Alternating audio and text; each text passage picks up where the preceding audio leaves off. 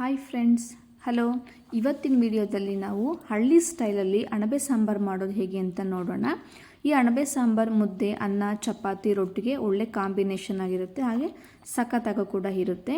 ಹಳ್ಳಿಲೆಲ್ಲ ಸುಮಾರು 10ರಿಂದ 15 ವರ್ಷದಿಂದ ಅಣಬೆ ತುಂಬ ಸಿಗ್ತಾ ಇತ್ತು. ಈಗ ಹಳ್ಳಿಲೂ ಕೂಡ ಕಡಿಮೆ ಆಗಿದೆ. ಯಾಕೆ ಅಂದರೆ ಗದ್ದೆಗಳಿಗೆಲ್ಲ ಕೆಮಿಕಲ್ ಯೂಸ್ ಮಾಡೋದ್ರಿಂದ ಅಣಬೆನೂ ಕೂಡ ಕಡಿಮೆ ಆಗಿದೆ. ನನಗಿಲ್ಲಿ ಸ್ವಲ್ಪ ನ್ಯಾಚುರಲ್ ಆಗಿ ಸಿಕ್ಕಿರೋ ಅಂಥ ಅಣಬೆ ಇದೆ. ಇಲ್ಲಿ ನೋಡಿ ಫ್ರೆಂಡ್ಸ್, ಇದು ನ್ಯಾಚುರಲ್ ಆಗಿ ನನಗೆ ಸಿಕ್ಕಿರೋ ಅಂಥದ್ದು. ಈ ಅಣಬೆಗೆ ನಾವು ನೀರಾಕ್ಬಿಟ್ಟು ಚೆನ್ನಾಗಿ ತೊಳ್ಕೊಳ್ಳೋಣ. ಒಂದೊಂದಾಗಿ ತೊಳೆಯೋಣ. ಯಾಕೆಂದರೆ ಅಣಬೆಯಲ್ಲಿ ಮಣ್ಣು ಮೆತ್ಕೊಂಡಿರುತ್ತೆ, ಹಾಗಾಗಿ ಒಂದೊಂದೇ ಕೂಡ ತೊಳಿಬೇಕು ನಾವು. ನೆಕ್ಸ್ಟ್ ಇಲ್ಲಿ ಮಸಾಲೆಗೆ ಏನೇನು ಬೇಕು ಅಂದರೆ ಸ್ವಲ್ಪ ಕೊಬ್ಬರಿ ತುರಿ, 1 ಈರುಳ್ಳಿ, 2 ಇಂಚು ಹಸಿ ಶುಂಠಿ, 2 ಬೆಳ್ಳುಳ್ಳಿ, ಅರಿಶಿನ ಪುಡಿ, ಖಾರದ ಪುಡಿ, ಧನಿಯಾ ಪುಡಿ, ಹಾಗೆ ಚಕ್ಕೆ ಲವಂಗ ಪುಡಿನ ಚೆನ್ನಾಗಿ ರುಬ್ಬಿ ಇಟ್ಕೊಳ್ಳೋಣ. ಇಲ್ಲಿ ನೋಡಿ ಫ್ರೆಂಡ್ಸ್, ಇದು ಚೆನ್ನಾಗಿ ತೊಳೆದಿರೋವಂಥ ಮಶ್ರೂಮ್. ಇದು ನೋಡಿ ಎಷ್ಟು ನೀಟಾಗಿ ಇದೆ ಅಂದರೆ ಇಷ್ಟು ನೀಟಾಗಿ ನಾವು ಅಣಬೆನ ತೊಳ್ಕೋಬೇಕು.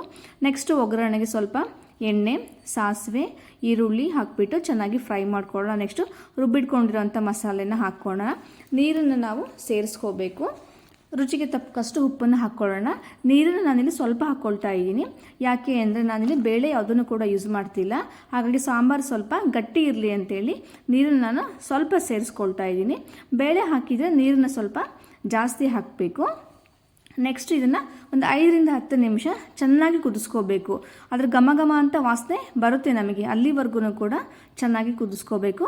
ಈಗ ನೋಡಿ, ಇಲ್ಲಿ ಸಾಂಬಾರು ರೆಡಿಯಾಗಿದೆ, ಊಟಕ್ಕೆ ಕೊಡ್ಬೋದು.